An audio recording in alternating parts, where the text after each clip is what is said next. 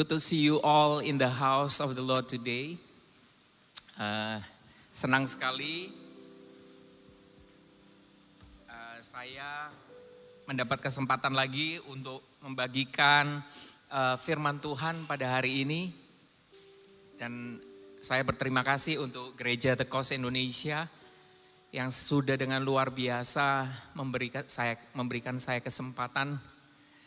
Dan juga untuk Pastor Indra selaku senior pastor, Pastor Juliam, Pastor Yohanes sebagai leader dari gereja ini yang percaya kepada pelayanan yang Tuhan taruh di dalam diri saya. Juga saya berterima kasih atas leadership mereka, mentorship mereka. They really such a blessing for my life, for my family, for my wife and also for my son.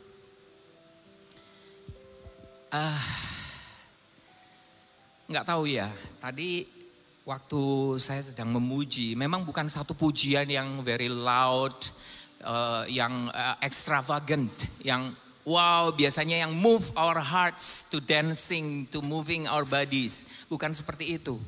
Tadi kalau kita dengar lagu-lagunya, somehow saya merasa kok bisa ya Nia got the whole essence of the message today.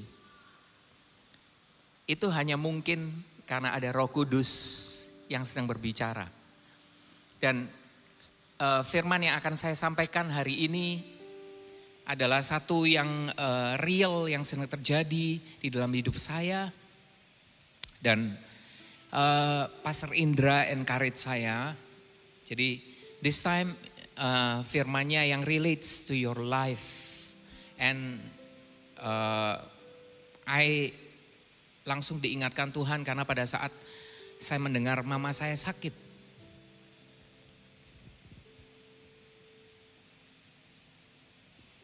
Ada kekhawatiran di dalam hati saya. Dan firman ini muncul. Jadi judul firman hari ini adalah bitter trial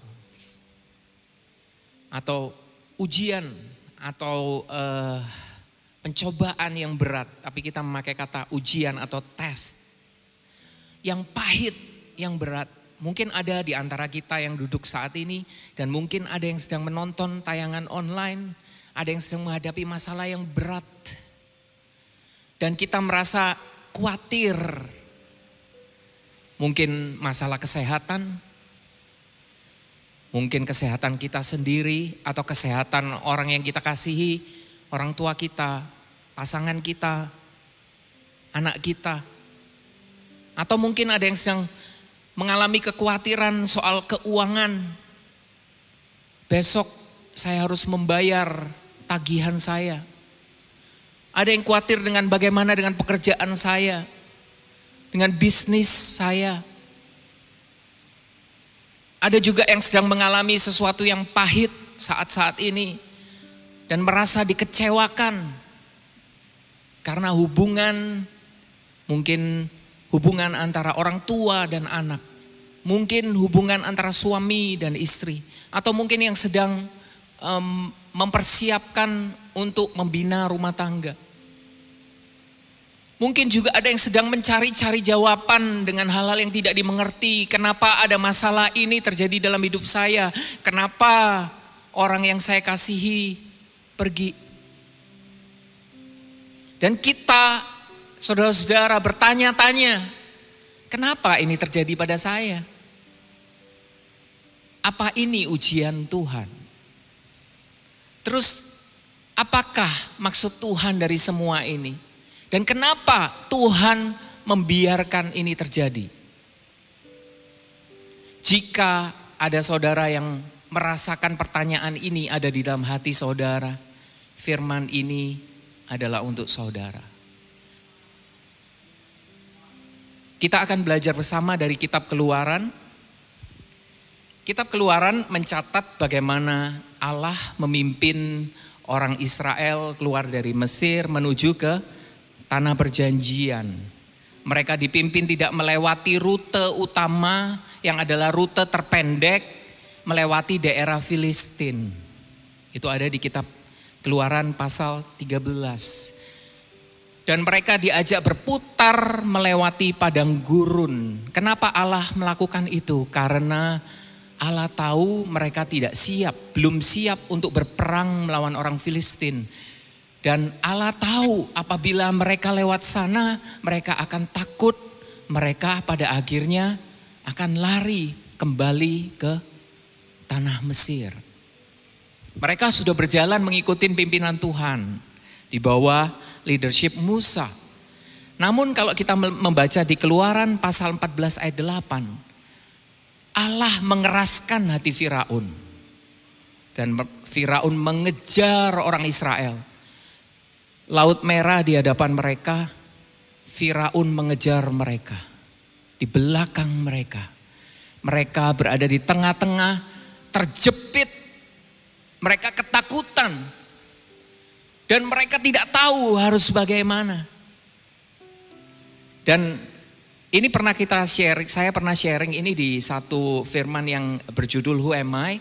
Dan di situ kita belajar sama-sama bahwa Allah ternyata membawa kesulitan ini untuk menyatakan kemuliaannya kepada bangsa Mesir. Supaya apa? Supaya orang Israel mengenal Allah. Allah memakai kesulitan ini. Di mata orang Israel pada saat itu, pada saat umat Israel dikejar oleh Firaun di belakang mereka, mereka ketakutan, yang ada di depan mereka adalah Laut Merah. Laut Merah ini adalah jalan buntu yang akan mengakhiri mereka. Betul. Mereka tidak tahu kalau kita sekarang tahu ceritanya. Tapi bagaimana dengan di mata Allah?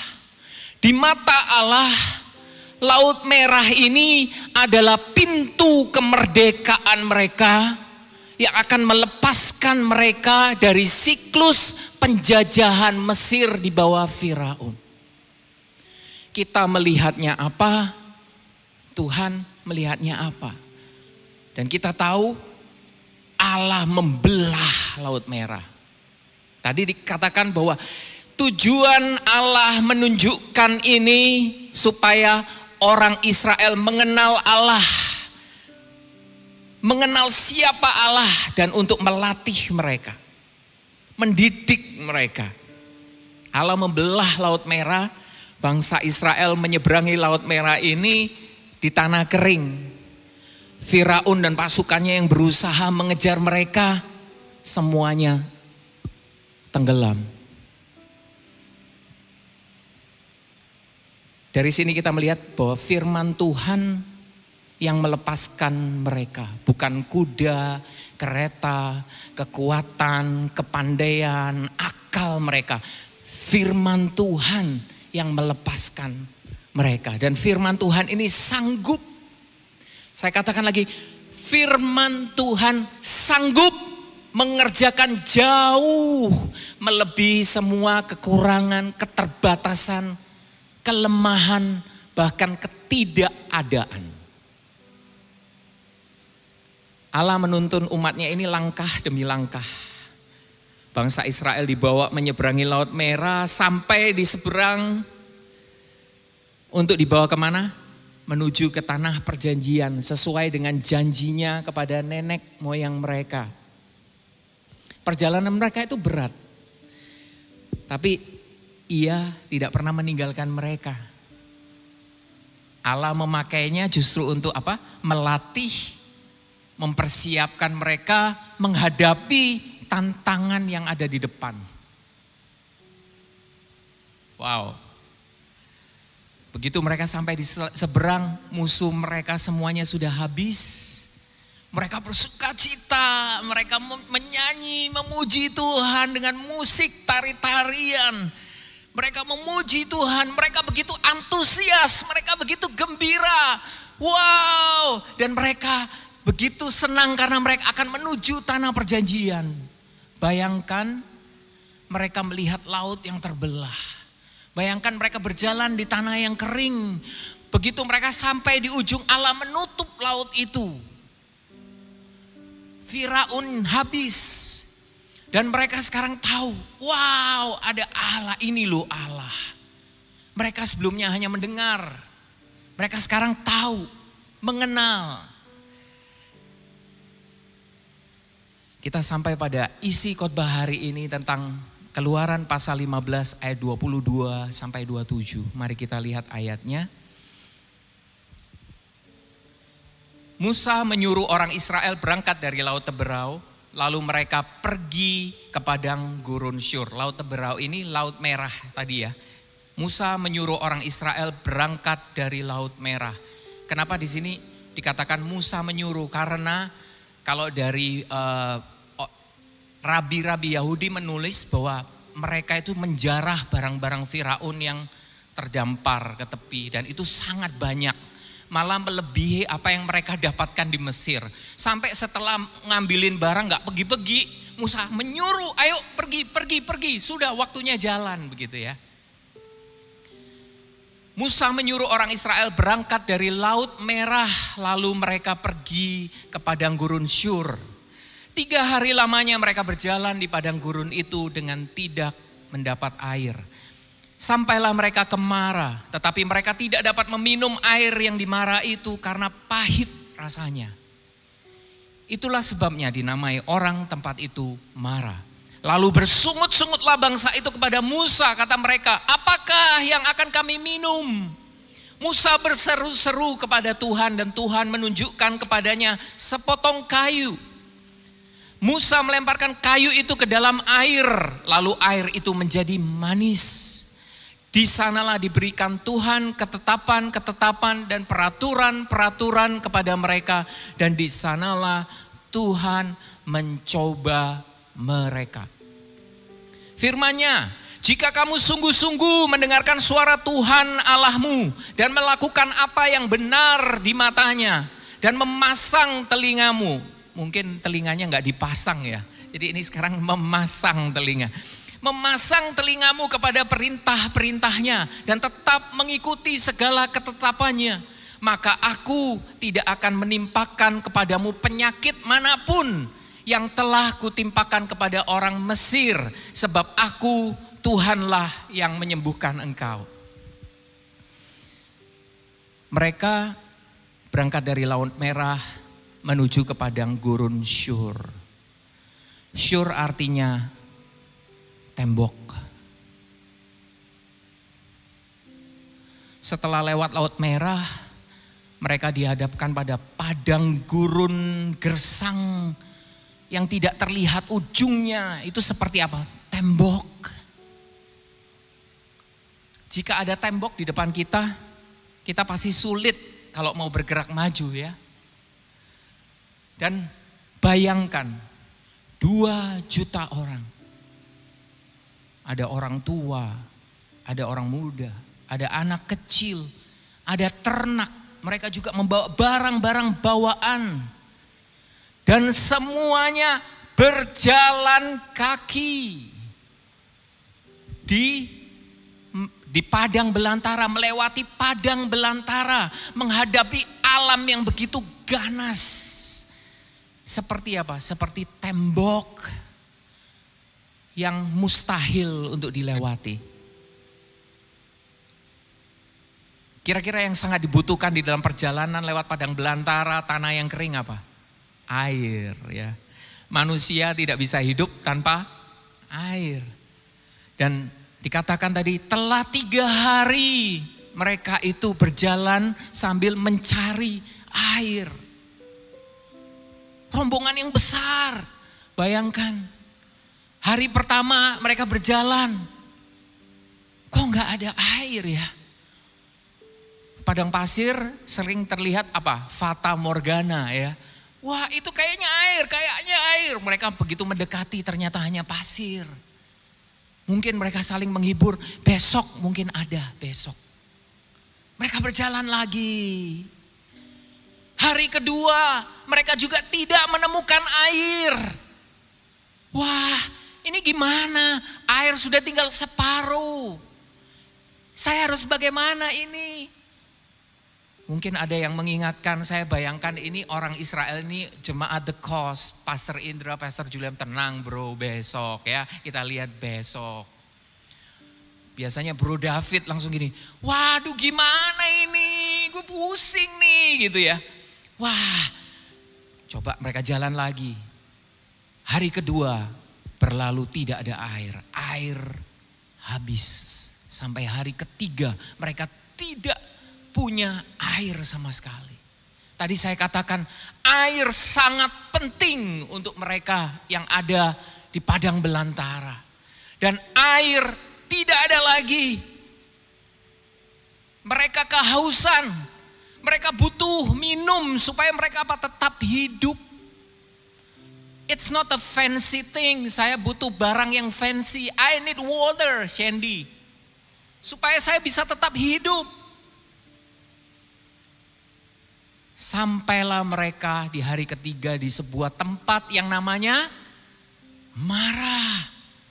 Dari jauh mereka melihat air. Ini padang belantara terbuka. Jadi dari jauh mereka melihat air. Mungkin Bro Ryan bilang, pastor itu ada air loh gitu. Dia kan paling cepet nih. Ada air pastor. Terus yang skeptical, enggak itu fata morgana itu. Enggak itu air. Wow, dari jauh mereka melihat air. Mereka mungkin berkata, akhirnya. Dan setelah berhari-hari mencari, akhirnya mereka melihat apa yang mereka cari untuk meleraikan dahaga mereka. Mungkin mereka berteriak-teriak, ada yang anak kecil berseru-seru. Mungkin ada juga yang menangis, biasanya yang seneng nangis, sedih nangis, apapun nangis, drama Korea nangis, ini nangis gitu ya. Nah, mereka menangis, ada yang saling berpelukan, yeay. Mereka berpelukan, ada yang menangis, ada yang bersyukur, ada yang berlutut berdoa. Mungkin ini kayaknya Nia langsung dia berlutut berdoa. Begitu bahagia dan mereka mulai berlari-lari menuju air itu. Wow, yang paling cepat pasti Bro Ryan. Cepat sekali dia. Saat mereka minum air itu pahit rasanya. Bayangkan. Mereka begitu kecewa, mereka begitu sedih, mereka frustasi, dan mereka marah. Mereka sudah sampai di tempat yang mereka harapkan. Namun kenyataan yang mereka alami berbeda dengan harapan mereka. Mereka menemukan air, tetapi airnya pahit. Mungkin ada yang minum, langsung ditumpahkan. Mungkin ada yang gak percaya, mungkin karena lidah kamu. Ada yang mencoba, airnya pahit. Dan di situ mereka merasa Allah mempermainkan nasib mereka. Mereka merasa di PHP. Ternyata Allah sama aja ya sama yang penjaga budak di Mesir. Dan di ayat 24 tadi kita melihat Musa menjadi sasaran komplain kekecewaan mereka. Musa padahal juga sama hausnya. Dia dikomplain karena kekecewaan mereka. Air itu gak bisa diminum. Anak-anak kecil mulai menangis karena kehausan. Mereka marah sama Musa. Karena apa? Mereka semua ada di padang gurun ini mengikuti siapa? Musa. Di bawah pimpinan Tuhan. Mundur tidak mungkin. Maju tidak mungkin juga. Mereka stuck. Ini membuat mereka frustasi. Sebenarnya mereka marahnya sama siapa? Sama Musa? No, mereka sebenarnya kecewa dan marah kepada Allah. Tapi karena mereka tidak berani ya. Berani marah sama Allah. Mereka gak berani marah sama Allah dan mereka juga gak tahu gimana caranya marah sama Allah.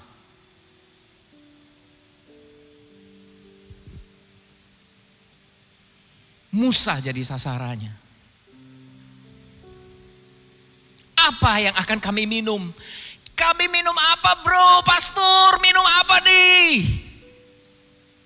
Mereka menamai tempat itu Mara.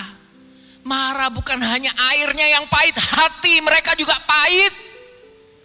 Mereka pikir disinilah akhir perjalanan mereka. Disinilah akhir hidup mereka.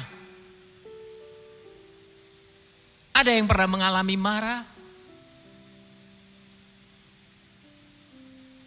Apa yang kita inginkan, kita harapkan, kita impikan, kelihatannya sudah di depan mata. Namun kenyataan yang kita alami tidak sesuai dengan yang kita harapkan. Seperti air yang tidak dapat diminum. Mungkin ada yang berdoa sama Tuhan untuk, Tuhan kasih saya promosi dong di pekerjaan saya. Malah orang lain yang tidak lebih baik dari kita dipromosikan. Mungkin ada yang sudah berdoa minta diberi pacar. Dapat pacar, akhirnya pacarnya menikahi orang lain. Mungkin ada yang berharap pada suatu hubungan mempunyai suami atau istri yang baik. Dapat istri atau suami yang tidak setia, yang abusive. Tentunya tidak ada yang berdoa minta suami yang abusive kan? Dan di situ mereka mulai apa? Kecewa. Kita mulai kecewa, kita mulai frustasi dan kita marah. Dan mulai menggerutu, komplain sama Pastor Indra. Pahit terhadap orang lain. Pahit kepada Tuhan. Karena kita pikir kita akan berakhir di sini. Ayat 25. Boleh ditayangkan? Musa berseru-seru kepada Tuhan. Satu hal yang baik. Musa juga nggak tahu. Ini menghadapi situasi yang kritis, gak ada harapan, gak ada jalan lain. Musa juga nggak tahu harus bagaimana. Gak bisa apa-apa juga. Apa yang dilakukan Musa? Musa berseru-seru kepada Tuhan. Bukan berdoa, Tuhan terima kasih atas hari ini. Terima kasih atas anugerah-Mu, Engkau begitu baik. Tidak, di sini Musa berseru-seru. Musa berteriak-teriak kepada Allah. Musa juga gak tahu dia harus ngapain.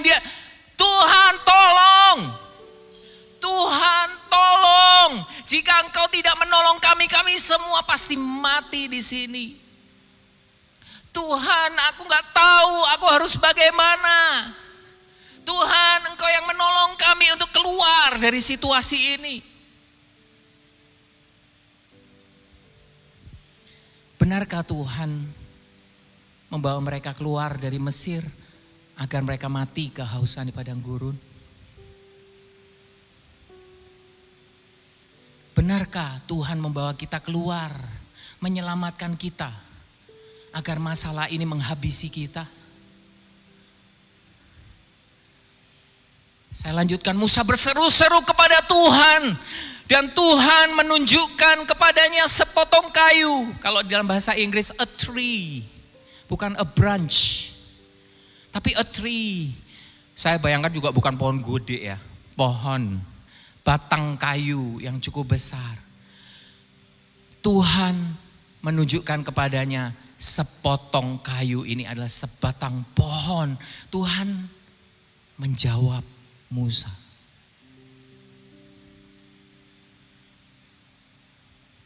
Tuhan menunjukkan kepadanya sebatang kayu. Bukan menjawab dengan perkataan.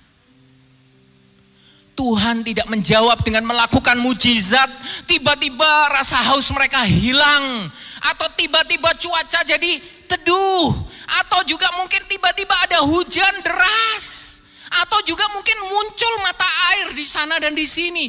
Tidak. Tuhan menunjukkan kepada Musa sebatang kayu. Tadinya Musa melihat kepada apa? Air pahit. Apa yang dirasakan? Tuhan membuat Musa berpaling. Tuhan membuat fokus Musa tidak lagi pada masalah itu, bukan pada apa yang dirasakan, tetapi melihat kepada sebatang kayu.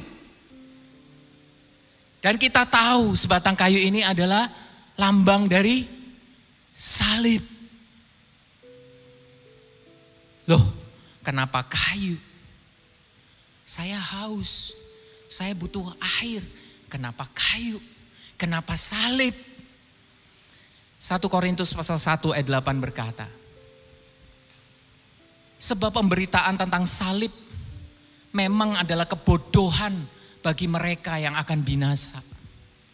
Tetapi bagi kita yang diselamatkan, pemberitaan itu adalah kekuatan Allah.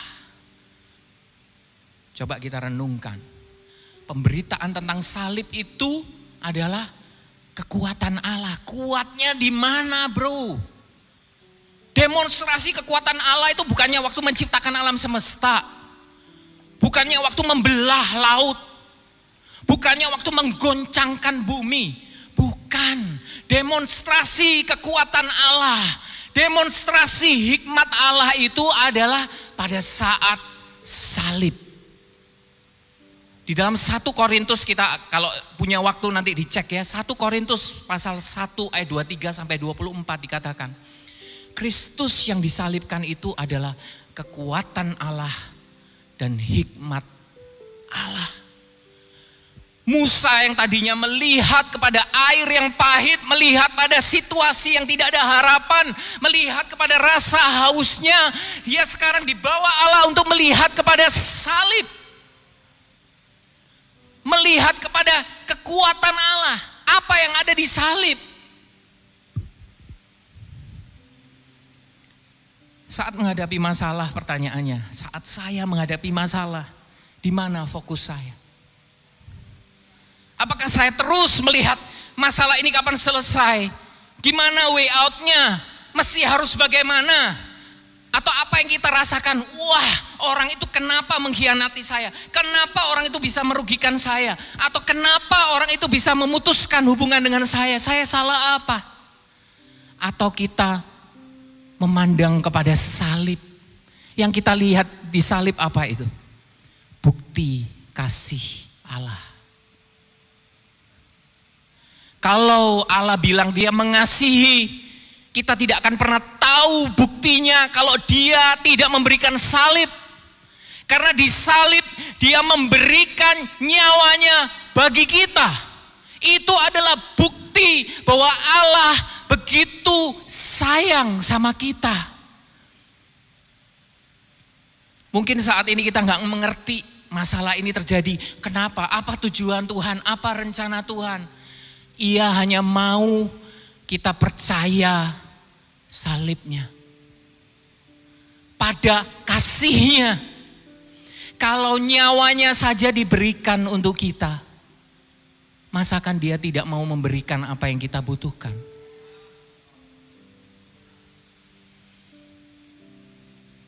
Dan dikatakan di Roma pasal 8 ayat 28, ia bekerja di balik segala sesuatu untuk mendatangkan kebaikan. Sekalipun sekarang kita nggak melihat apa kebaikannya, orang tua saya sakit, apa kebaikannya Tuhan? Selanjutnya di ayat 25 tadi dikatakan, kita buka lagi ayat 25. Musa berseru-seru kepada Tuhan dan Tuhan menunjukkan kepadanya sebatang kayu. Musa melemparkan kayu itu ke dalam air. Lalu air itu menjadi manis. Kira-kira waktu Musa ditunjukin kayu bingung enggak?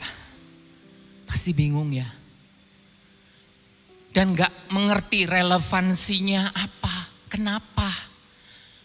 Dan dia melemparkan kayu itu mungkin juga dengan big question mark di dalam hatinya. Dia lemparkan kayu itu, air itu menjadi manis. Salib mengubah air yang pahit itu menjadi air yang manis, bahkan melebihi apa yang mereka harap. Mereka berpikir hanya butuh air biasa, tapi ini air yang manis. Dan ini air manisnya bukan bikin diabetes ya, saya bilang, manis banget gitu. Pernah nggak minum air mineral yang ada rasa manisnya? Pernah ya, kalau kita pergi lagi liburan, kita bisa merasa air itu kok rasanya ada manis-manisnya dikit ya gitu. Kira-kira seperti itu. Air itu menjadi manis. Tadi dikatakan Tuhan mau kita fokus sama apa? Salibnya. Dan salib ini kita taruh di dalam air kekecewaan kita, sakit hati kita, tangis kesedihan kita, dan Tuhan akan merubah menjadi tangis sukacita. Tadi untuk yang suka nangis, nangis ini, nangis itu, seneng nangis, sedih nangis, nonton drama Korea nangis. Wah, kok sound so good ya. Coba kalau kita lihat lagi, saat Yusuf jadi Perdana Menteri di Mesir, saat dia udah berusia 30 tahun, kayak saya saat ini. Ya, thank you. Dia akan berterima kasih dengan saudara-saudaranya yang telah menjual dia ke Mesir. Saat dia di usia 17 tahun waktu dibuang, nangis, teriak, nanya, bingung. Tapi saat dia berusia 30 tahun udah menjadi Perdana Menteri, dia berterima kasih loh sama orang yang buang dia. Kalau enggak dia masih gembala di Kanaan. Mungkin yang sudah diputuskan, mungkin yang sudah dipecat, mungkin yang sudah mengalami kebangkrutan bisnis sehingga harus alih profesi. Suatu ketika kita melihat, ternyata sekarang saya ada di tempat yang lebih baik karena itu. Saya punya hubungan yang lebih baik itu karena itu. Saya punya pekerjaan yang lebih baik itu karena itu. Tangis kesedihan itu akan menjadi tangis sukacita saat salib kita taruh di dalam kekecewaan kita, kepahitan kita, tangisan kita. Musa berseru-seru kepada Tuhan dan Tuhan menunjukkan kepadanya sebatang kayu. Musa melemparkan kayu itu ke dalam air, lalu air itu menjadi manis. Di sanalah diberikan Tuhan ketetapan-ketetapan dan peraturan-peraturan kepada mereka. Dan di sanalah Tuhan mencoba mereka. Membingungkan bagian ini. Dalam bahasa Inggris lebih jelas. So he cried out to the Lord, and the Lord showed him a tree. Dalam bahasa Hebrunya AIDS. When he cast into the waters were made sweet. There he made a statute. Hak dalam bahasa Hebrew. Hak. Caranya emang harus begitu. Saya sampai searching gimana sih bunyi ini nih. Hak. Oh ternyata hak katanya gitu. Hak. An ordinance. Peraturan-peraturan atau peraturan aja ini. Hanya satu. Ya. A statute, ketetapan. Ordinance, mishpat for them. And there he tested. Bahasa aslinya nasah them. Kita tahu AIDS itu artinya tree atau pohon. Hak itu artinya apa? Ketetapan atau prescribed atau resep. Jadi di situ Allah menunjukkan sebuah resep, sebuah ketetapan, and an ordinance. Ordinance itu mishpat artinya keputusan. Allah membuat satu keputusan. Arti lain adalah prosedur. Allah memberikan sebuah jalan. Jadi di situ di Mara Tuhan memberikan sebuah resep. Dan Tuhan memberikan sebuah prosedur, sebuah jalan untuk mereka. Apa itu? Salib. Yang tadi ditunjukkan Allah itu apa? A tree, bukan trees. A tree. Dan di situ Allah memberikan a statute and an ordinance. Hanya satu ketetapan. Ada satu perintah, yaitu salib. yang ditunjukkan oleh Allah sebagai jawaban yang mengubah air yang pahit itu menjadi air yang manis. Mau mengalami air yang manis, jawabannya cuma satu. Ini ketetapan Allah, ini ordinance Allah, salib. Nah, sampai di bagian kalimat terakhir, and there he tested them. Di situ Allah mencoba, kalau bahasa Indonesia. Kalau bahasa Inggris test, try. Beda dengan tempt. Allah menguji mereka. Apa sih sebenarnya yang diuji Allah di Marah? Apakah air yang pahit ini? Coba kita lihat kata nasah atau menguji ini dipakai di perjanjian lama seperti apa. Ada di beberapa ayat, di Kejadian pasal 22 ayat 1, tidak ada di slides. Waktu Tuhan menguji Abraham untuk mempersembahkan anaknya Ishak. Ia bukan mau mengambil Ishak. Ia menguji Abraham, apakah Abraham mendengarkan perkataan Tuhan? Dan apakah dia mau mengikuti perkataan Tuhan? Yang diuji Allah atas Abraham itu bukan objeknya, nature-nya, tetapi hatinya Abraham. Oke ya, dapat sesuatu ya di sini.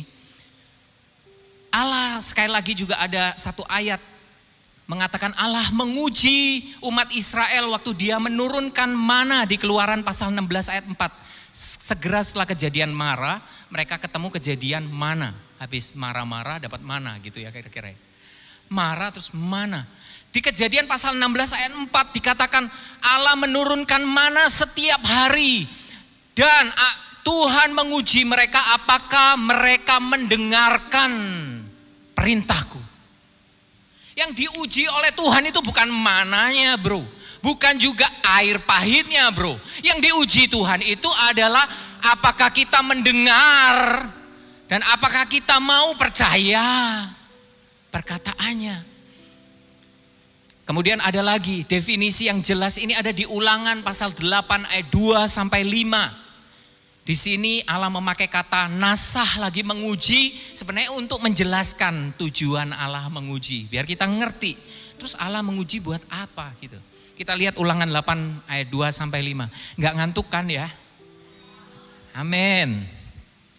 Ingatlah kepada seluruh perjalanan yang kau lakukan atas kehendak Tuhan Allahmu di padang gurun selama 40 tahun itu dengan maksud merendahkan hatimu. Dan mencobai nasah engkau untuk mengetahui apa yang ada di dalam hatimu. Apakah engkau berpegang pada perintahnya atau tidak. Jadi ia merendahkan hatimu, membiarkan engkau lapar dan memberi engkau makan mana yang tidak kau kenal dan juga yang tidak dikenal oleh nenek moyangmu. Untuk membuat engkau mengerti bahwa manusia hidup bukan dari roti saja. Tetapi manusia hidup dari segala yang diucapkan oleh Tuhan, firman Tuhan. Pakaianmu tidaklah menjadi buruk di tubuhmu, kakimu tidaklah menjadi bengkak, bukan bengkok ya. Bengkak selama 40 tahun ini. Maka haruslah engkau insaf. Bahasa Indonesia kadang-kadang bahasanya terlalu keren ya, insaf. Padahal know in your heart supaya engkau mengerti bahwa Tuhan Allahmu mengajari, bahasa aslinya yasar, artinya disiplin, admonish, menegur, train, melatih, chasten, mendidik. Engkau seperti seorang mengajari anaknya. Dikatakan di atas, perjalanan panjang di padang gurun 40 tahun ini untuk merendahkan hati mereka. Betul? Perjalanan umat Israel keluar dari Mesir, berjalan di padang gurun menuju tanah perjanjian ini adalah lambang apa? Kehidupan perjalanan rohani kita, bukan? Kita dibawa keluar dari perbudakan, keluar dari dunia, dari Mesir, dan dibawa untuk menuju ke dalam penggenapan janji-janji Tuhan. Betul? Dan perjalanan ini tujuannya untuk apa? Merendahkan hati kita. Karena apa? Lucy jatuh karena sombong. Tahu Lucy siapa? Lucifer.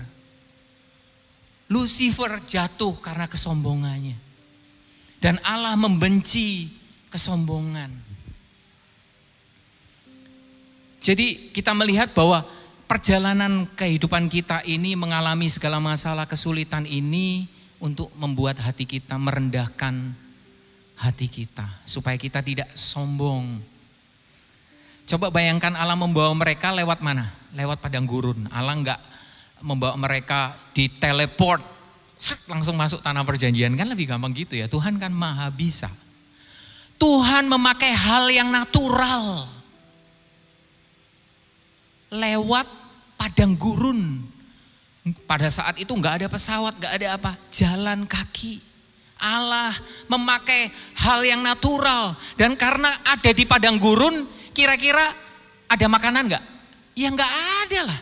Tapi bayangkan 2 juta orang berjalan keluar, enggak ada makanan. Artinya apa? Mereka mau tidak mau hanya bersandar sama Tuhan. Hanya bersandar firman Tuhan. Kalau saja Tuhan besok lupa kasih makanan, matilah kita. Dan itu terjadi selama 40 tahun. Tidak sehari pun Allah lupa menurunkan mana.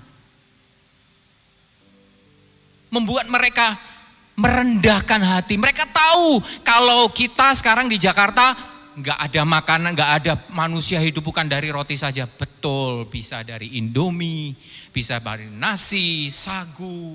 Tapi di padang gurun, mereka hanya mengandalkan pemeliharaan Tuhan. Itu yang membuat mereka merendahkan hatinya. Nah, terus itu soal perjalanan. Kalau gitu ujian bagi orang Israel tadi kita lihat di ayat 2 apa?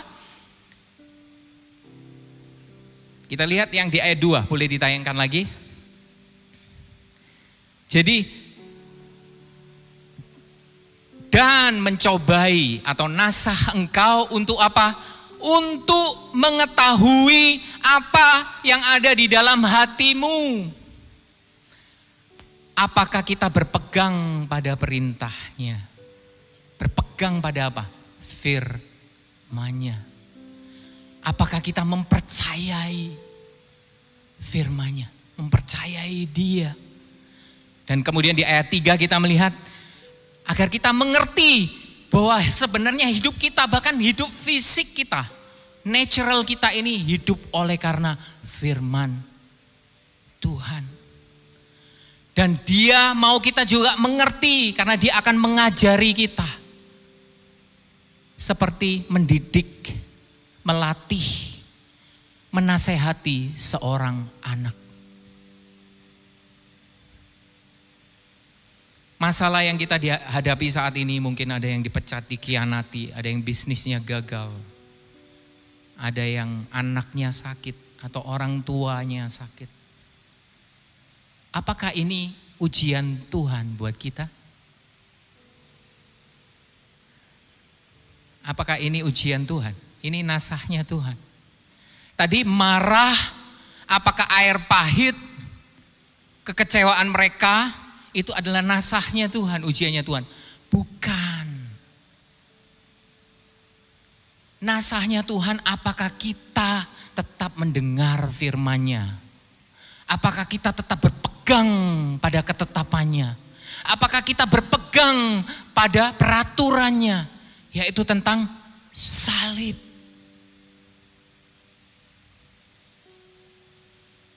Kalau kita mengalami masalah, dipecat orang sakit, kita harus ingat, kita gampang sekali mengatakan, saya lagi diuji sama Tuhan gitu ya. Kira-kira gitu, saya dari dulu sering begitu juga. Kita ingat ya, ada iblis, ada dunia yang rusak, ada manusia yang jatuh, ada alam yang makin hancur, ada virus, ada juga kebodohan kita sendiri, kesalahan kita sendiri. Misal kita udah nyetir baik-baik, Diserempet orang, wah saya diuji sama Tuhan biar sabar, benar. Enggak, karena orang itu mungkin lagi stres, mungkin dia lagi banyak masalah, mungkin dia lagi ada masalah dan karena itu dia marah dan kemudian dia nyetir dengan sembarangan. Terus kita bilang, kita diuji oleh Tuhan. Yang diuji oleh Tuhan saat menghadapi itu adalah apakah kita mendengar dia. Apakah kita mendengar firman-Nya? Apakah kita melihat salibnya Tuhan di dalam masalah kita? Saat saya mengalami dan saat ini masih mengalami, mama saya kembali masuk ke dalam ruangan dirawat di rumah sakit. Allah mau lihat, Ishak kamu percaya enggak? Kau mendengar enggak perkataanku? Jadi kalimat ini lebih jelas. So he cried out to the Lord and the Lord showed him a tree. When he cast it into the waters were made sweet. There he made a statute and ordinance for them, and there he tested them. Artinya setelah Allah menunjukkan salib, membuat air yang pahit itu menjadi manis, di situ Allah membuat satu ketetapan, satu peraturan, dan di situ Allah menguji apakah hati mereka berpegang pada ketetapannya, pada perintahnya, pada firman-Nya, percaya bahwa salib dan hanya salib. Salib dan hanya salib adalah solusi bagi setiap permasalahan umatnya. Saya tidak mengatakan kita punya solusi lain. Seperti orang yang bisa memberikan nasihat. Firman Tuhan mengatakan salib dan hanya salib merupakan solusi bagi hidup kita. Bagi setiap pergumulan, kesulitan, masalah, penderitaan kita. Salib dan hanya salib. Di Keluaran 15 ayat 26 dikatakan firman-Nya. Ini jelas, di sini lebih jelas lagi. Jika kamu sungguh-sungguh mendengarkan suara Tuhan Allahmu dan melakukan apa yang benar di matanya, memasang telingamu kepada perintah-perintahnya, tetap mengikuti segala ketetapannya, maka aku tidak akan menimpakan kepadamu penyakit manapun yang telah kutimpakan kepada orang Mesir. Aku Tuhanlah yang menyembuhkan engkau. Dikatakan kita tahu sungguh-sungguh mendengar suara Tuhan, kita tahu artinya.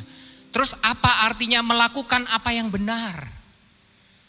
Kita lihat di Yohanes pasal 6 ayat 28. Lalu kata mereka kepadanya, apakah yang harus kami perbuat supaya kami mengerjakan pekerjaan yang dikehendaki Allah? Jawab Yesus kepada mereka, inilah pekerjaan yang dikehendaki Allah. Yaitu hendaklah kamu percaya kepada Dia yang telah diutus Allah. Melakukan apa yang benar di mata Allah adalah kita percaya kepadanya. Lalu bagaimana dengan memasang telinga mendengar kepada perintah-perintahnya? Perintah yang mana? Kita tahu perintah-perintah Allah itu disamerikan di dalam hukum Taurat. Dan di dalam Roma pasal 13 ayat 10b dikatakan, kasih. Di sini kasih adalah kasih agape atau kasih Allah, bukan kasih manusia, bukan kasih romans, bukan kasih persaudaraan, tapi kasih Allah adalah kegenapan hukum Taurat. Dan 1 Yohanes 4 ayat 10 berkata, inilah kasih itu, inilah agape itu, bukan kita yang telah mengasihi Allah, tetapi Allah yang telah mengasihi kita dan yang telah mengutus anaknya menjadi sebagai pendamaian bagi dosa-dosa kita. Mengutus Yesus sebagai pendamaian bagi dosa-dosa kita berbicara tentang apa? Salib. Mendengar perintah-perintahnya, artinya mendengar bahwa Allah mengasihi kita. Di tengah pergumulanmu, Allah mau kamu mendengar. Allah mau kita mendengar bahwa Allah mengasihimu. He's madly in love with you. Dan Yesus sudah menjadi pendamaian bagi semua dosa pelanggaran kita. Dia tersalib untuk kita. Salib adalah bukti nyata kita ini dikasihi oleh Allah. Jadi Keluaran 15 ayat 26 kalau ditayangkan sekarang kalau kita terjemahkan bisa berbunyi begini. Jika kamu sungguh-sungguh mendengarkan suara Tuhan, mendengarkan firman-Nya, dan percaya kepadanya, memasang telinga mendengar bahwa Allah mengasihi kamu, dan telah mengutus Yesus menjadi pendamaian bagi dosa-dosamu, tersalib untukmu, tetap mengikuti ketetapannya, akulah Tuhan yang menyembuhkan engkau. Kenapa Tuhan bicara tentang kesembuhan? Enggak nyambung ya. Padahal masalah mereka saat itu adalah kehausan, bukan kesembuhan. Seharusnya Tuhan berkata, akulah Jehovah Jireh. Aku Allah yang menyediakan. Bukankah semua saat itu sehat? Tidak ada yang sedang sakit. Kenapa Tuhan tiba-tiba mengatakan pewahyuan bahwa Ia tidak akan menimpakan penyakit yang dialami orang Mesir? Ia adalah Allah yang menyembuhkan. Ada Mesir, dia adalah Allah yang menyembuhkan, Jehovah Rafa. Ada dua kemungkinan, Allah salah ngomong atau memang mereka sakit. Secara fisik mereka terlihat sehat. Tuhan melihat jauh ke dalam jiwa kita, ke dalam mental, pikiran, emosi kita, emosi mereka. Mereka baru saja keluar dari penjajahan, perbudakan selama 400 tahun. Mereka ada dalam penindasan, mereka itu sebenarnya trauma, mereka sudah mati rasa. Mereka sudah tidak percaya yang namanya kasih sejati, tidak percaya yang namanya unconditional love, there is no such thing. Itu cuman gosip. Dan mereka selalu apa? Hati mereka selalu tidak percaya, curiga kepada Allah. Mereka begitu sinis. Mereka juga ketakutan, mereka depresi. Mereka itu rapuh. Mereka juga mudah marah. Mereka perlu kesembuhan. Di sini Tuhan sedang memberitahu, aku perlu menyembuhkanmu. Sekalipun kamu pikir kamu baik-baik saja. Sikap dan respon mereka, respon kita terhadap kekecewaan adalah indikator mereka tidak baik-baik saja. Kenapa demikian? Ya tentunya kecewa dan marah dong. Orang udah haus 3 hari jalan akhirnya dapat air ternyata pahit. Marah, kecewa dong. Ya, tapi coba kalau kita lihat. Mereka sudah menyaksikan demonstrasi kuasa Tuhan dengan air. Betul? Di Mesir Allah menurunkan tulah di air sedemikian dahsyat. Kemudian dia membelah Laut Merah. Mereka berjalan, Firaun ditenggelamkan. Kali ini menghadapi elemen yang sama, air. Mereka tidak percaya. Kalau saya balik, mereka tidak percaya karena mereka tidak tahu ceritanya berakhir bagaimana. Sekarang kita bagaimana? Kita sudah tahu cerita mereka bahkan sampai mereka masuk tanah perjanjian. Kita seringkali juga tidak percaya. Artinya jiwa kita sakit. Dan Tuhan berkata, akulah Jehovah Rafa.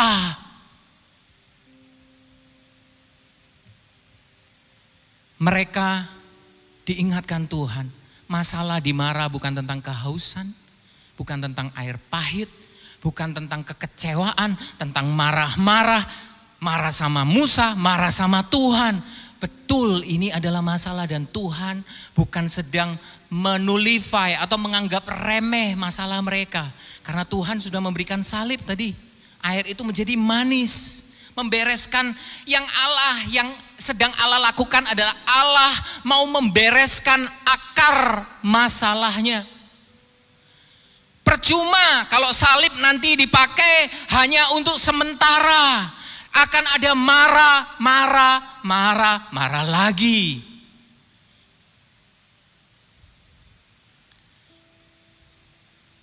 Seperti seorang dokter, kalau memeriksa pasien, yang diobati gejalanya atau akar masalahnya, atau penyakitnya. Tentunya penyakitnya. Tuhan melihat jauh ke dalam jiwa mereka. Masalah mereka itu bukan cuman ini. Sekarang kita tiba-tiba menjadi seperti ini. Orang tiba-tiba, kenapa ya kok dia sekarang tidak percaya sama hubungan. Mereka cenderung abusive. Ternyata mereka pernah mengalami dikecewakan. Kalau yang ditanganin adalah yang sekarang gejalanya, masalahnya masih akan tetap ada. Dan Tuhan di sini sedang menghandle akar masalahnya. Kalau dulu mereka survive keluar dari Mesir karena mereka nggak punya pilihan lain. Life must go on. Sekalipun mereka survive, tapi luka, trauma itu masih ada di dalam mereka. Membuat orang Israel ini menjadi seperti sekarang.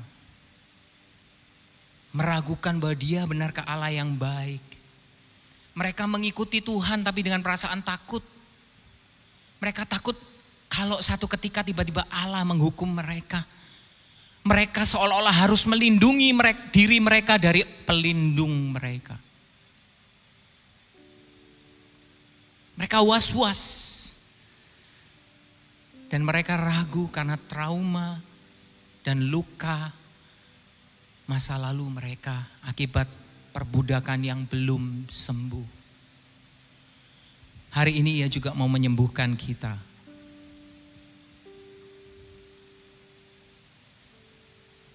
Menyembuhkan kita dari keraguan bahwa Dia mengasihi kita, bahwa Dia berkuasa atas hidup kita. Mungkin ada yang pernah kecewa sama Tuhan, marah sama Tuhan. Kenapa Tuhan diam saja? Kenapa Tuhan tidak menolong saya pada saat saya sedang membutuhkan jawaban, saya butuh pertolongan. Dan kita kecewa, kita marah sama Tuhan. Di sana ada luka dan trauma. Padahal belum tentu Tuhan tidak menjawab. Coba Musa tadi. Kalau kita jadi Musa, Tuhan tunjukin pohon, kita ngerti enggak?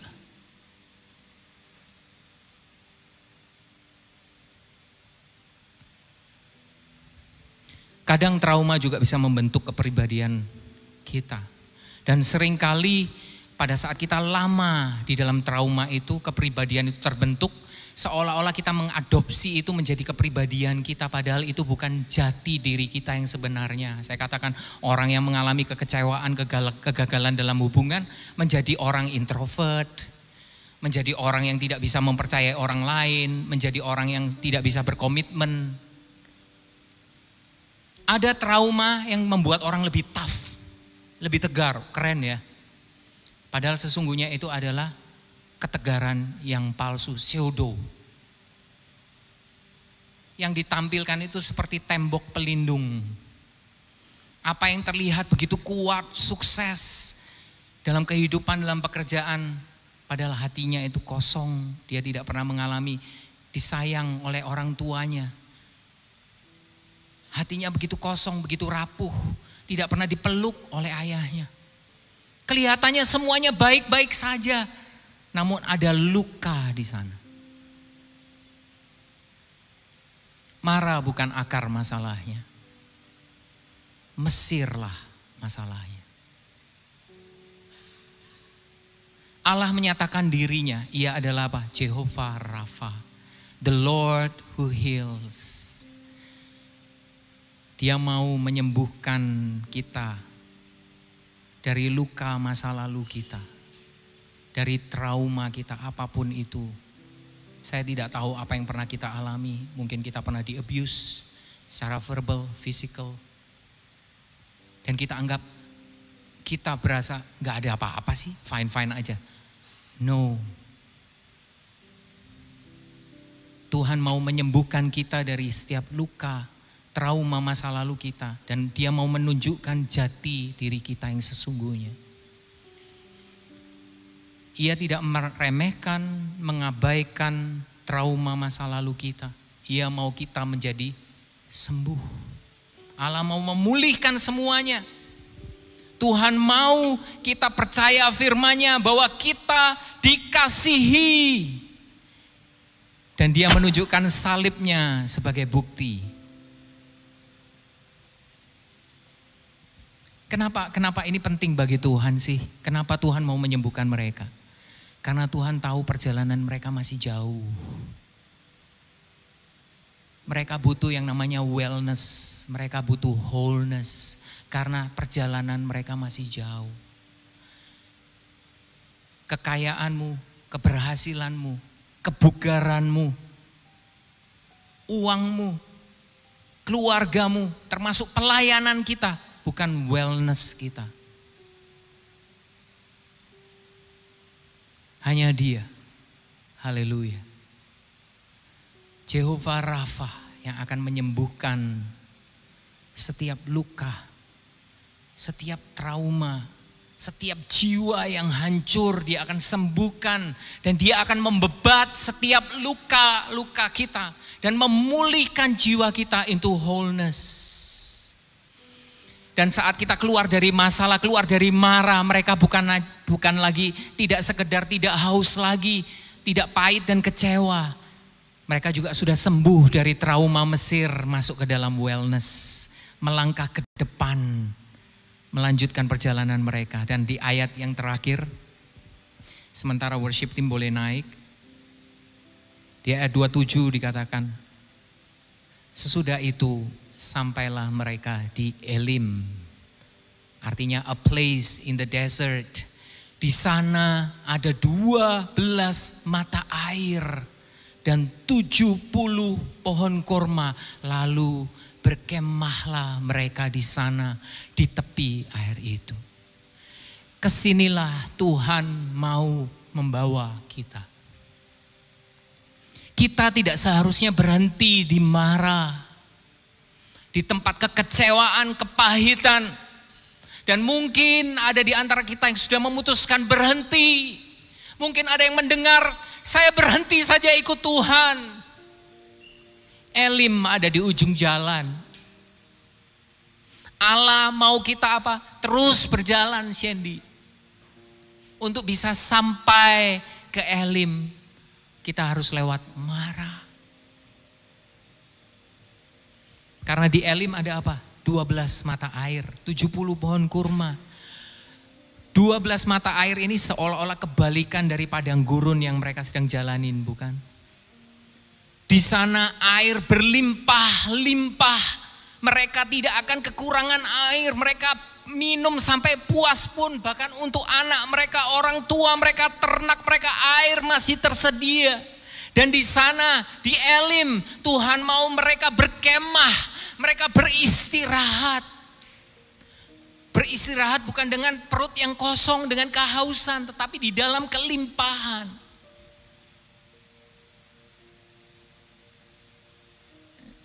Saya boleh minta house light dimatikan.